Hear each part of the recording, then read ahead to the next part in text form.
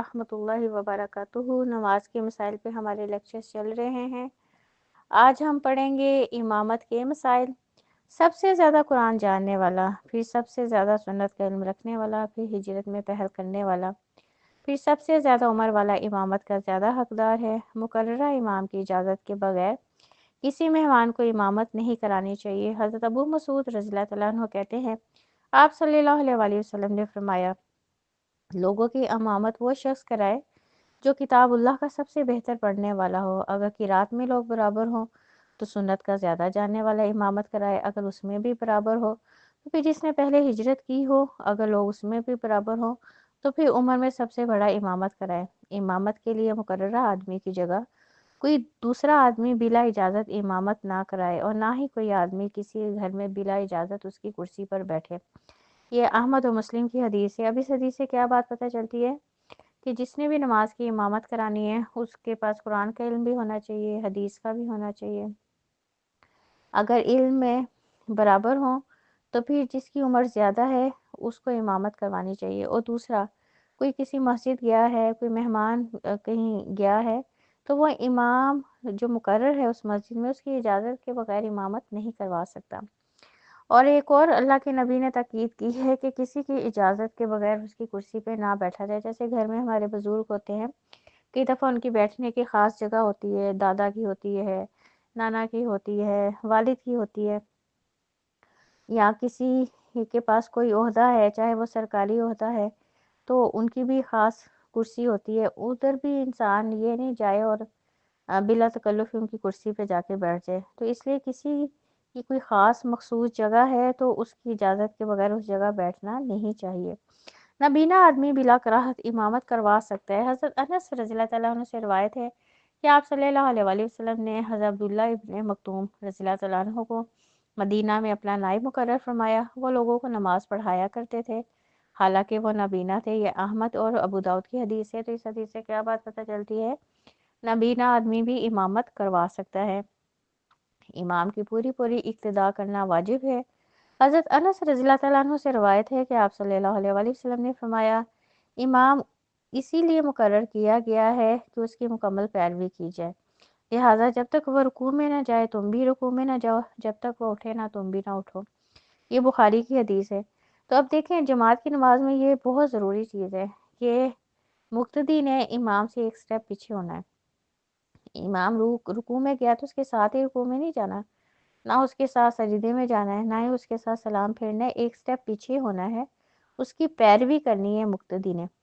تو اس لیے، اور یہ واجب ہے، آپ صلی اللہ علیہ وسلم نے فرمایا ہے، تو اس لیے جماعت کی نماز بھی ہمیں سنت طریقہ سیکھنے کی ضرورت ہے کہ جب ہم نے جماعت کی نماز پڑھنی ہے تو ہم نے امام سے ایک قدم پیچھے رہنا ہے، امام کو فالو کرنا ہے، امام کے ساتھ ساتھ نماز کے سارے سٹیپ نہیں کرنے۔ مسافر مقیم کی امامت کرا سکتا ہے۔ عمران بن حسین رضی اللہ تعالیٰ عنہ کہتے ہیں کہ آپ صلی اللہ علیہ وسلم نے ہمیشہ سفر میں گھر واپس آنے تک نماز قصر ادا فرمائی۔ فتح مکہ کے موقع پر آپ صلی اللہ علیہ وسلم 18 دن ٹھہرے اور مغرب کے سوا لوگوں کو 2 رکعتیں پڑھاتے رہے۔ خود سلام پھیرنے کے بعد لوگوں سے فرما دیتے، اے مکہ والو، اٹھ کر اپنی نماز پوری کر لو، ہم مسافر ہیں۔ یہ احمد کی حدیث ہے۔ تو اب اس حدیث سے کیا بات پتہ چلتی ہے کہ جو ہے مسافر نماز کی امامت کروا سکتا ہے، مگر وہ 4 فرض پورے نہیں پڑے گا۔ جیسے آپ صلی اللہ علیہ وسلم 2 رکعت پڑھ کے خود سلام پھیر لیتے تھے، اور جو مکہ کے رہائشی لوگ تھے انہیں کہتے تھے کہ وہ کھڑے ہو کے اپنی نماز پوری کر لیں۔ اگر 7 یا 8 سال کا بچہ باقی لوگوں کی نسبت زیادہ قرآن جانتا ہو تو وہ امامت کا زیادہ حقدار ہے۔ حضرت عمر بن سلمہ رضی اللہ تعالیٰ عنہ کہتے ہیں کہ ہماری بستی سے سوار گزرا کرتے اور ہم ان سے قرآن سیکھا کرتے تھے۔ ایک دفعہ میرا باپ آپ صلی اللہ علیہ وسلم کی خدمت میں حاضر ہوا تو آپ صلی اللہ علیہ وسلم نے فرمایا، تم میں سے جسے قرآن زیادہ ہو اس سے امامت کروانی چاہیے۔ چنانچہ میرا باپ واپس آیا تو کہنے لگا، آپ صلی اللہ علیہ وسلم نے فرمایا، امامت وہ کرائے جسے قرآن زیادہ یاد ہو۔ چنانچہ سب لوگوں نے دیکھا مجھے سب سے زیادہ قرآن یاد تھا، اس لیے میں ان کی امامت کرواتا تھا۔ اس وقت میں 8 سال کا تھا۔ یہ نسائی کی حدیث ہے۔ تو اب اس حدیث سے کیا بات پتہ چلتی ہے کہ امامت کون کروائے گا؟ جسے قرآن زیادہ یاد ہو، چاہے وہ 7-8 سال کا بچہ ہی کیوں نہ ہو۔ عورتوں کی امامت کروا سکتی ہے۔ عورت کو امامت کراتے وقت پہلی صف کے اندر وسط میں کھڑا ہونا چاہیے۔ حضرت عائشہ رضی اللہ تعالیٰ عنہ سے روایت ہے کہ وہ فرض نماز میں عورتوں کی امامت کراتی تھی اور صف کے اندر ہی کھڑی ہوتی تھی۔ تو اگر عورت نے عورتوں کی امامت کروانی ہے تو وہ پہلی صف میں عورتوں کے درمیان کھڑی ہوگی۔ جس طرح مرد آگے کھڑا ہوتا ہے تو عورت اس طرح کھڑی نہیں ہوگی۔ امام کو ہلکی نماز پڑھانی چاہیے۔ حضرت ابو ہریرہ رضی اللہ تعالیٰ عنہ سے روایت ہے کہ آپ صلی اللہ علیہ وآلہ وسلم نے فرمایا، جب کوئی امام لوگوں کو نماز پڑھائے تو ہلکی نماز پڑھائے، کیونکہ نمازیوں میں کمزور، بیمار، بوڑھے سبھی ہوتے ہیں۔ البتہ جب تم میں سے کوئی تنہا پڑھے تو جتنی چاہے لمبی پڑھے۔ یہ بخاری و مسلم کی حدیث ہے۔ اگر دیکھیں اسپیشلی عشاء کے ٹائم مرد حضرات اسپیشلی تھکے ہوئے ہوتے ہیں سارا دن کام کر کے، اب یہ نہ امام کرے کہ لمبی قرات شروع کر دیں، تو ظاہر ہے پھر ہر انسان میں اتنی طاقت نہیں ہوتی کھڑے ہونے کی۔ ہاں اگر کوئی تنہا نماز پڑھ رہا ہے جتنی مرضی قرآن کی اس میں تلاوت وہ کر لے۔ امام اور مقتدیوں کے درمیان اگر دیوار یا کوئی ایسی چیز حائل ہو کہ مقتدی امام کی نقل و حرکت نہ دیکھ سکیں تب بھی نماز درست ہے۔ حضرت عائشہ رضی اللہ تعالیٰ عنہ فرماتی ہیں کہ آپ صلی اللہ علیہ وآلہ وسلم اپنے اعتکاف والے حجرے میں آپ نے نماز پڑھائی اور لوگوں نے حجرے سے باہر آپ صلی اللہ علیہ وسلم کی اقتداء کی۔ ابو داؤد کی حدیث ہے۔ ایک آدمی فرض نماز ادا کرنے کے بعد اسی وقت کی نماز کے لیے دوسرے لوگوں کی امامت کروا سکتا ہے، اور اس صورت میں امام کی پہلی نماز فرض ہوگی اور دوسری نفل۔ امام اور مقتدی کی نیت جدا جدا ہونے سے نماز میں کوئی فرق نہیں آتا۔ حضرت جابر رضی اللہ تعالیٰ عنہ سے روایت ہے کہ حضرت معاذ عشاء کی نماز آپ صلی اللہ علیہ وآلہ وسلم کے ساتھ ادا فرماتے اور پھر اپنی قوم کو جا کر انہیں وہی نماز پڑھاتے تھے۔ یہ بخاری و مسلم کی حدیث ہے۔ اسی طرح حضرت محجن رضی اللہ تعالیٰ عنہ کہتے ہیں، میں آپ صلی اللہ علیہ وآلہ وسلم کے پاس مسجد میں حاضر ہوا، نماز کا وقت ہو گیا تو آپ صلی اللہ علیہ وآلہ وسلم نے نماز پڑھائی اور میں بیٹھا رہا۔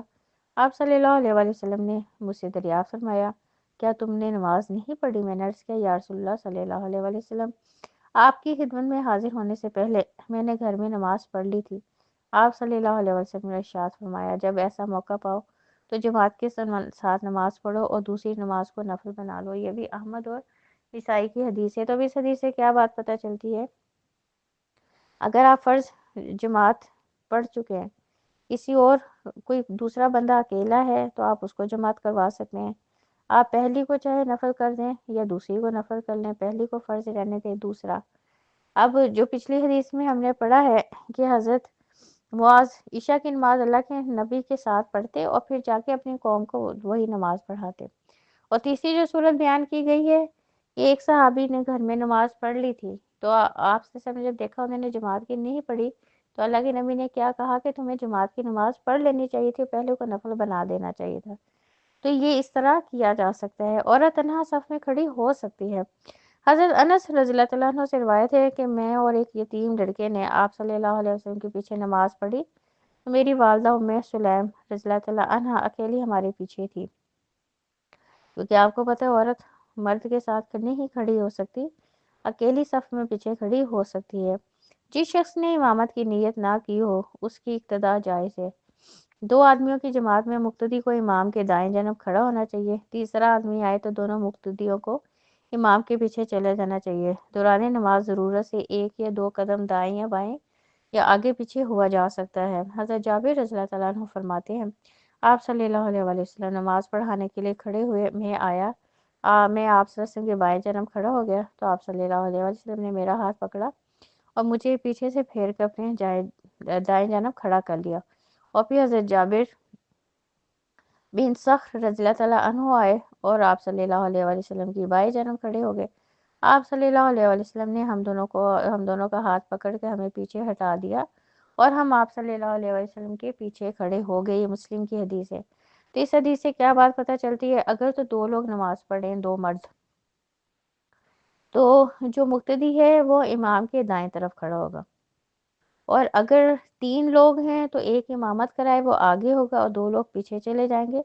اب دیکھیں آپ صلی اللہ علیہ وسلم نے بھی جو ہے نماز کے دوران حضرت جابر کو پہلے وہی صرف تھے، انہیں اپنے دائیں طرف کھڑا کیا، پھر ایک اور صحابی آگے تو دونوں کو پیچھے کیا، تو 2-4 قدم نماز میں اگر چل کے آگے پیچھے ہونا ہو تو وہ درست ہے۔ جس امام کو لوگ ناپسند کریں وہ پھر بھی امامت کرائے تو اس کی امامت مکروہ ہے۔ حضرت عبداللہ بن عباس رضی اللہ تعالیٰ عنہما کہتے ہیں آپ صلی اللہ علیہ وآلہ وسلم نے فرمایا 3 آدمیوں کی نماز ان کے سروں سے بالشت بھر بھی اونچی نہیں جاتی۔ نمبر 1، پہلا وہ جو امامت کرائے جبکہ لوگ اسے پسند نہیں کرتے۔ نمبر 2، وہ عورت جس کا شوہر ناراض ہو لیکن وہ رات بھر سوئی رہے۔ اور تیسرا وہ غلام جو مالک سے بھاگا ہوا ہو۔ یہ ابن ماجہ کی حدیث ہے۔ تو اس حدیث سے کیا بات پتہ چلتی ہے؟ اگر ایک شخص کو معلوم ہے کہ لوگ اس کی امامت میں نماز پڑھنا پسند نہیں کرتے تو پھر اسے امامت نہیں کروانی چاہیے۔ مقتدی کے مسائل، مقتدی پر امام کی پوری اقتداء کرنا واجب ہے۔ حضرت انس رضی اللہ تعالیٰ عنہ کہتے ہیں ایک روز آپ صلی اللہ علیہ وآلہ وسلم نے ہمیں نماز پڑھائی۔ جب نماز پوری ہو گئی تو چہرہ مبارک ہماری طرف کیا فرمایا لوگوں میں تمہارا امام ہوں، رکوع سجود قیام و سلام پھیرنے میں مجھ سے جلدی نہ کرو۔ یہ مسلم کی حدیث ہے۔ تو اس حدیث سے کیا بات پتہ چلتی ہے کہ جب جماعت کی نماز پڑھنی ہے تو میں نے آپ کو پہلے بھی بتایا ہے ہم نے ایک سٹیپ پیچھے ہونا ہے، امام کے ساتھ ساتھ ہم نے سٹیپ نہیں کرنے۔ اللہ کے نبی نے بھی اس چیز کی تاکید کی ہے۔ امام پہلے رکوع میں جائے گا، ہم 10-15 سیکنڈ کے بعد جائیں گے۔ امام کھڑا ہو جائے گا تو ہم اپنی رکوع کی تسبیح پڑھتے رہیں، بعد میں کھڑے ہو جائیں۔ اسی طرح قوما کی دعا پڑھی، امام قوما سے سجدے میں چلا گیا تو ہم قوما کی دعا کو دوبارہ بھی پڑھ سکتے ہیں، لیکن ہم نے امام کی جو ہے وہ پیروی کرنی ہے۔ امام سجدے کی حالت میں چلا جائے تب مقتدی کو قوما کی حالت سے سجدے میں جانا چاہیے۔ اسی طرح باقی نماز میں امام کی اقتداء کرنا ضروری ہے۔ حضرت برا رضی اللہ تعالیٰ عنہ کہتے ہیں ہم آپ صلی اللہ علیہ وسلم کے پیچھے نماز پڑھتے تو اس وقت کوئی آدمی اپنی پیٹھ نہ جھکاتا جب تک آپ صلی اللہ علیہ وسلم کو سجدے میں نہ دیکھ لیتا۔ یہ مسلم کی حدیث ہے۔ جماعت ہو رہی ہو تو مقتدی امام کو جس حالت میں پائے اسی حالت میں شریک ہو جائے۔ امام کی پیروی اور اقتداء نہ کرنے پر وعید۔ بخاری و مسلم کی حدیث ہے۔ حضرت ابو ہریرہ رضی اللہ تعالیٰ عنہ کہتے ہیں آپ صلی اللہ علیہ وآلہ وسلم نے فرمایا تم میں سے جو شخص امام سے پہلے اپنا سر اٹھاتا ہے کیا اسے خوف نہیں آتا کہ کہیں اللہ تعالیٰ اس کا سر گدھے کا نہ بنا دے؟ تو اب دیکھ لیں کتنی سخت وعید ہے کہ امام سے ایک سٹیپ آگے جانا یا امام کے ساتھ ساتھ نماز پڑھنا۔ تو اس لیے جماعت کی نماز ہمیں سیکھنی چاہیے۔ مردوں کو بھی اگر انہیں لگتا ہے کہ صحیح نہیں آتی تو انہیں حدیثوں کا مطالعہ کرنا چاہیے، اور جماعت کی نماز جہاں ہوتی ہے ایک دفعہ بیٹھ کے دیکھنا چاہیے کہ امام کی ہم نے پیروی کس طرح کرنی ہے، کیونکہ پھر ہی وہ نماز اللہ کے ہاں قبول ہونی۔ اور اللہ کے نبی نے بڑی سخت بات کہی ہے کہ کہیں اللہ تعالیٰ اس انسان کا سر گدھے کا نہ بنا دے۔ اللہ تعالیٰ ہم سب کو سنت طریقے سے نماز ادا کرنے والا بنائے، آمین۔ ربنا تقبل منا انک انت السمیع العلیم وتب علینا انک انت التواب الرحیم۔ سبحان ربک رب العزت عما یصفون وسلام علی المرسلین والحمد للہ رب العالمین۔ السلام علیکم ورحمۃ اللہ وبرکاتہ۔